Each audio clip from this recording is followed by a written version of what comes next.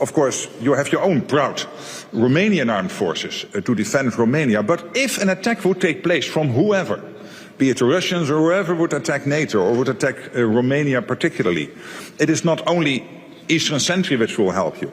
It is not only the forward land forces which will help you, it is then the whole of NATO which will come to the rescue with its fleet of F-35s, its full naval capacity and its full land forces capacity. This is how NATO works.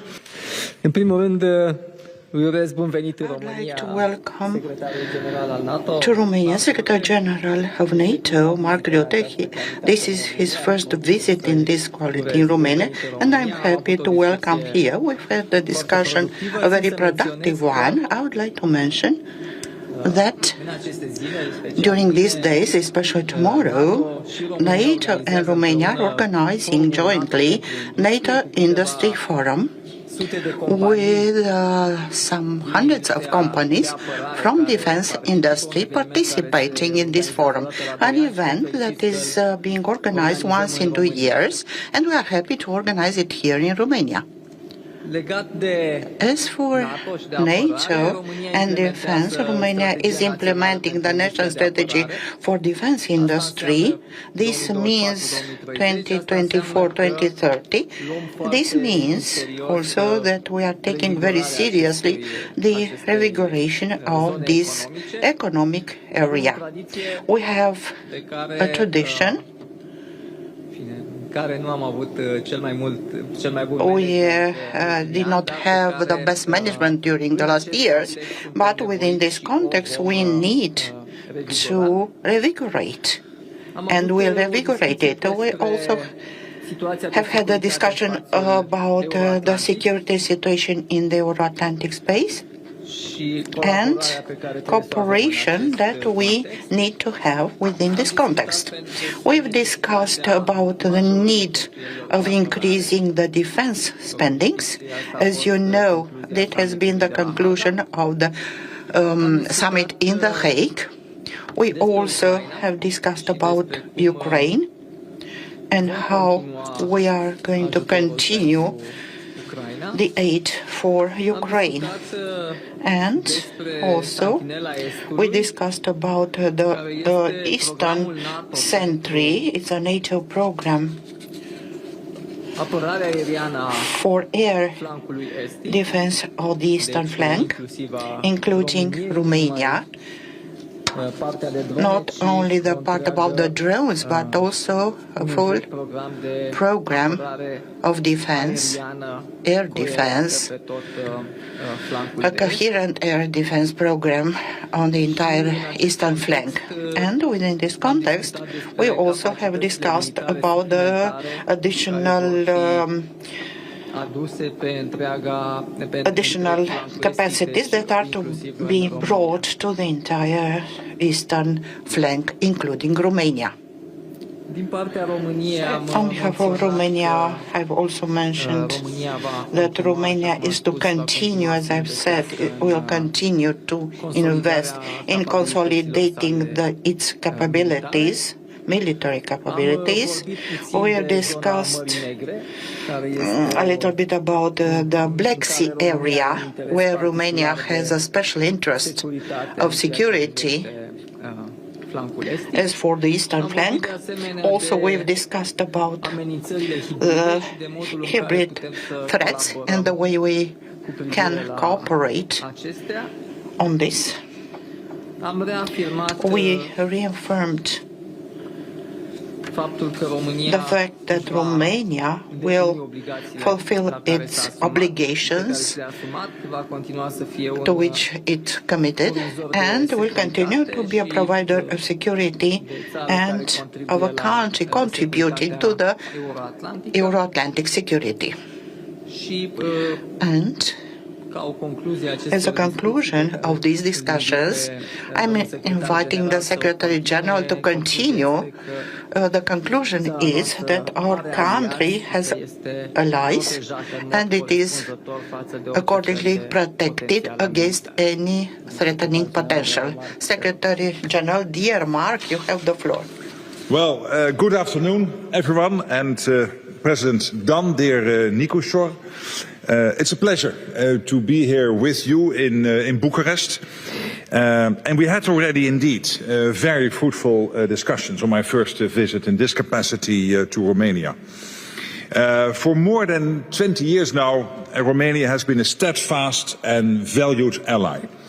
You host the French-led NATO forward land forces, strengthening our deterrence and defense posture on our eastern flank.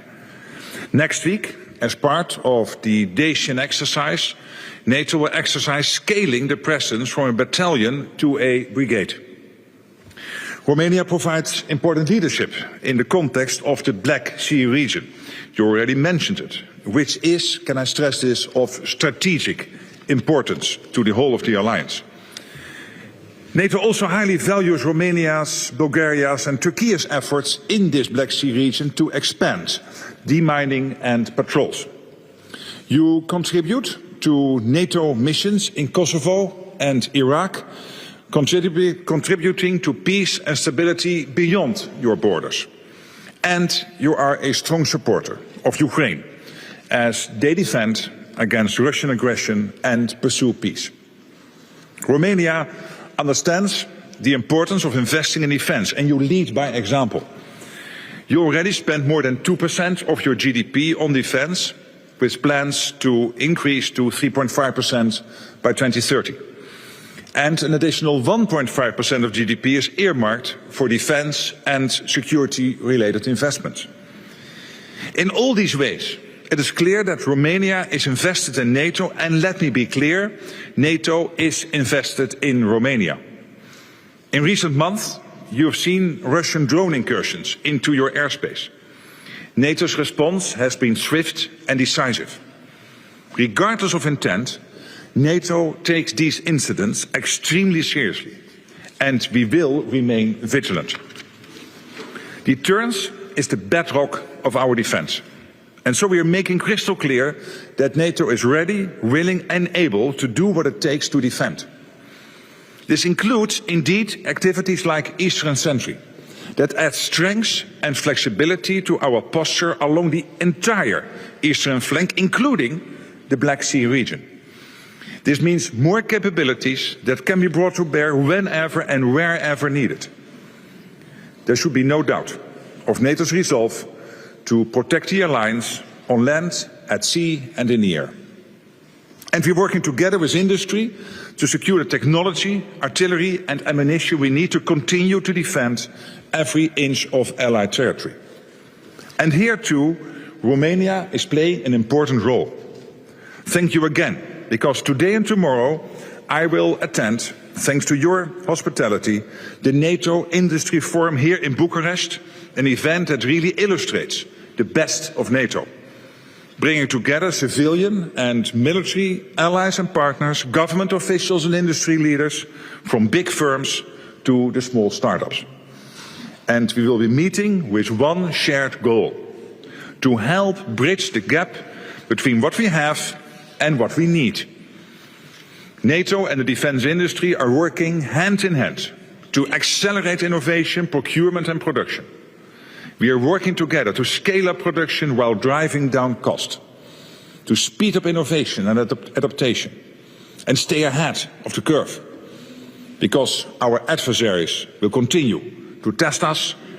We cannot be found wanting. We have vital work to do together. President Dan, dear Nicosor, thank you once again for your warm welcome and your leadership. Again, thanks so much.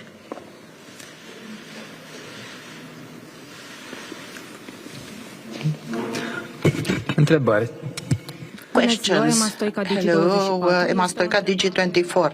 It's a question that I'm going to raise if you can both answer, President and Secretary General, NATO Secretary General. What has happened with the withdrawal of hundreds of troops from the territory of our country was of concern, and some believe that that was invitation for Russia. That's why I would like to ask you, how has NATO seen this change? And you've talked about the military capabilities that are to be brought. Are there any states so far that want to Well, let me first say that adjustments to U.S. force posture are not unusual. And even with this adjustment, the U.S. force posture in Europe remains larger than it has been for many years. There are still many more U.S. forces on the continent than before 2022, and you have seen the commitment by President Trump and his administration makes very clear at the summit in The Hague of his total commitment to NATO and to our joint endeavors. And maybe focus a little bit on the two main subjects today, the forward land forces. I already maybe both discussed what is happening, that we are exercising to scale them up to a brigade level, which is very important. But let me also say a little bit more about Eastern Sentry. First of all, it is deliberately designed to be flexible and responsive at the same time. It will involve traditional air, land and sea-based military assets, but it will also incorporate innovative technologies and tactics designed to deal with all the new and novel challenges, like those from sea drones, just as we have done with Baltic Sentry. This military activity not only adds additional assets from allies, it also better connects the range of assets already available all along our eastern flank, from the high north to the Black Sea and beyond. And therefore it adds flexibility, it adds strength to our posture, and it will make clear that as a defensive alliance, we are always ready to defend. And with this Eastern Sentry, we can bring more capabilities to bear wherever and whenever needed. So also in Romania. Mai răspuns în parte la această întrebare. I've already answered partly to this question. As the Secretary General is saying, the program Eastern Sentry, or the Sentry of the East, means on one hand more military capabilities, and on the other hand, people when it is needed. And we have an example these days. This large military drill in Cinco and localities around, with more than 5 militaries exercising the type of reacting to threats in order to deter, of course. Hello, I'm Madalin Puiu, Romania TV. As you have already mentioned, Black Sea and security at the Black Sea, we see currently in Poland and the Baltic states an increased presence both of American troops and North Atlantic Alliance. I'd like to ask, first of all, why at present this is an increased presence in Poland and the Baltic states compared to Romania, and if you believe there is a disbalance between the Black Sea and Poland and also the Baltic states. But again, the Eastern Sentry is there from the high north to up and including the Black Sea and beyond. That's point number one. And wherever and whenever needed, we can upscale, bring extra support where needed if our defense requires that, including in Romania. But also, let me stress very much what the President said about the forward land forces. The fact that we are training here to scale them up from 1,500 to over 5,000 troops, so that we are able, whenever necessary, to immediately get all the troops in Romania needed to bring the forward land forces at the level where they can help to defend Romania. But let me add another thing, and this is the following. Yes, we have Eastern Sentry. Fantastic, great, we need it because it defends the whole eastern flank, again, from the high north up to and including the Black Sea and beyond. And yes, we have the forward land forces in 8 countries now, including Romania, because it helps us with many countries participating to defend all the countries on the eastern flank. But this is not all. Of course, you have your own proud Romanian armed forces to defend Romania. But if an attack would take place from whoever, be it the Russians or whoever would attack NATO or would attack Romania particularly, it is not only Eastern Sentry which will help you. it is not only the forward land forces which will help you, it is then the whole of NATO which will come to the rescue with its fleet of F-35s, its full naval capacity and its full land forces capacity. This is how NATO works. And not only in theory, but because we have all the plans in place to make sure that we defend every inch of Allied territory. And I really want to stress this, because otherwise there is this feeling we have all these abbreviations and activities. We need them on a day-to-day basis. We can scale them up wherever necessary. We can bring more capabilities where needed. But in the end, if this country would be under attack, it is 31 other nations coming to the rescue of Romania. This is how NATO works. And I think this makes us unbeatable, absolutely unbeatable, and that is why I believe that nobody will ever try. Nu există această împărțire. There is no such division between North and South. Anywhere, nowhere, in the NATO plans, in the NATO strategies, in the different meetings, in the NATO programs, as the Eastern Century is, in the EU programs that are complementary, as the so-called the wall against the drones. This issue, in my opinion, does not exist. There is an approach, a joint approach about the eastern flank, because for NATO and Europe, the threat, the obvious threat at present, is in the eastern flank. And if there would be some threat on the southern flank, we'll have a uniform answer on that flank, on southern flank. Hello, Antenna 3 CNN. Question for both of you. Is the European Union and NATO are to make concrete steps in order to implement that idea announced that the President of the European Commission, that anti-drone wall transform into anti-drone shield, or every country needs to take it? Here we are working closely together between NATO and the European Union. NATO is about the standard setting, about the capabilities. It is about the hard military side of a potential conflict. We are a defensive alliance, but we have to be prepared for any eventuality. The EU is extremely capable when it comes to the internal market, when it comes to organizing the defense industrial base, bringing countries and companies together. And what we are doing basically when it comes to these initiatives coming out of NATO, including in Eastern Century, because Eastern Century has this component of becoming step by step better and better at in our anti-drone technologies, and what the EU is doing when it comes to anti-drone technologies. We are really leveraging each other's strengths. This is how it works. And this is why that combination is so very powerful. Yes, if you are to look at the document that the European Council adopted 10 days ago, 2 weeks ago, the so-called the roadmap is for defense, you will see that each and every program it talks about, including this program about drones, it is very clearly explained and said in cooperation with NATO. There is no competition between EU and NATO. On the contrary, these programs are complementary and they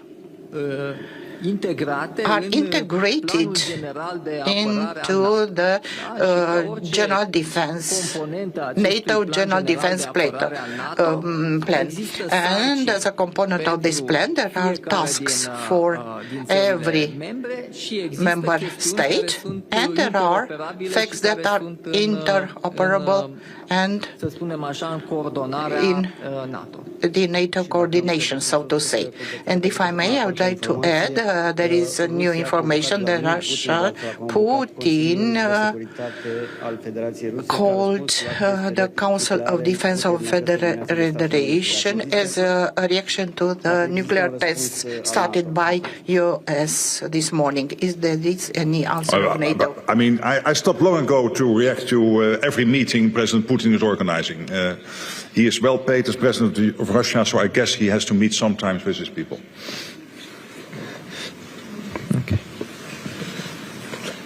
Hi, thanks very much for the press conference. Victor Jack from Politico.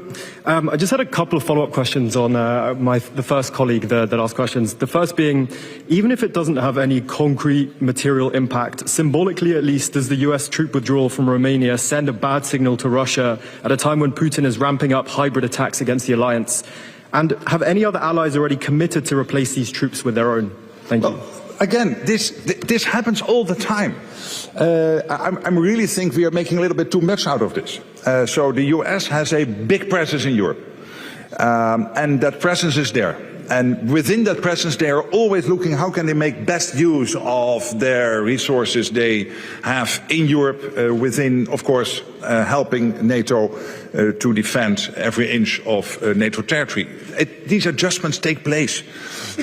Please don't read too much into that. The fact that we have Eastern Sentry, that we have the forward land forces, that we are scaling up to brigade level in the exercise next week, and all the other stuff we are doing is evidence that we are as strong as is necessary. And as I said, wherever and whenever needed, we can always scale up collectively, including in Romania. Da, la fel ca să completez ce s-a spus deja. In order to add what it has been already said, as it has been said in Europe and in Romania, the American presence is more powerful than in 2020. The military exercise taking place now is an evidence that we are coordinated for large movements of troops, and the Eastern Sentry wants to do that, to have united defense in the eastern flank. So there is no concern, no worry. Vlad Ungar, Romanian television, Secretary General, President, the latest assessment of NATO is about the evolution of hybrid war in Romania. What advice would you give to Romania in order to fight the hybrid war, especially that in Romania and Eastern Europe are citizens considering that Putin is a patriot? Well, you know, when it comes to hybrid, and the word is a bit strange, because on the hybrid we have seen assassination attempts, we have seen in some countries the jamming of commercial airplanes, which could pose great risks, of course, to commercial aviation. We have seen an attack on the NHS in the United Kingdom, so I don't like the word hybrid too much. But using, it is the accepted language, and clearly this is something where within NATO and within our allies we are working extremely actively to make sure that we counter whatever is necessary. I mean, you take, for example, the situation Christmas time last year when the undersea sea cable was cut between Estonia and Finland. We immediately launched Baltic Sentry, and that was launched to make sure that we would be able to use in the latest technologies, etc., to counter what happened there. So sometimes it is big what we do, sometimes it is smaller, sometimes you cannot see it, but we are working very hard collectively to make sure that we defend against any threat, including hybrid threats. Da, hibrid înseamnă mai mult. Hybrid means several things. It means cyber, it means, as Secretary General has said, attacks on the critical infrastructure. You've meant disinformation. This is a phenomenon relatively new for the member states, for the NATO member states and NATO. NATO has a strategy we talked about, and it's obvious that we need to cooperate and share our experience as for this relatively new threat. Mulțumim. Thank you so much.